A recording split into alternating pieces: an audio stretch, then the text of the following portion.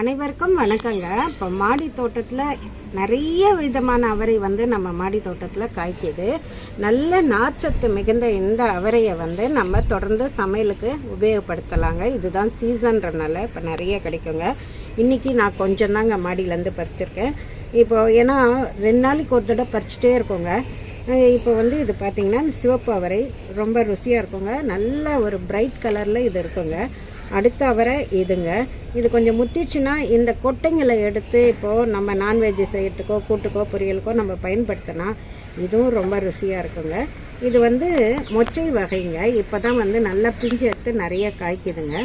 இந்த அவரை பாருங்கள், இது அருவா அவரை அப்படின்னு சொல்லுவாங்க. ஏன்னா அருவா மாதிரி இருக்கிறனால இதுக்கு அந்த பேருங்க.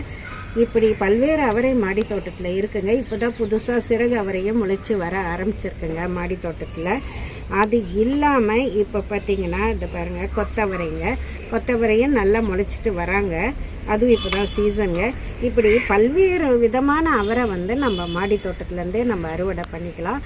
நீங்கள் நவம்பர் அந்த மாதிரி சீசனில் அந்த மாதிரி பெரிய விதைகளாக இருந்தால் ஒரு நாள் நல்லா ஊற வச்சு அரிசி கழுவுன தண்ணியிலையோ பருப்பு கழுவுன தண்ணியிலையோ ஊற வச்சுட்டு அடுத்த நாள் முளைக்க வச்சிடணுங்க.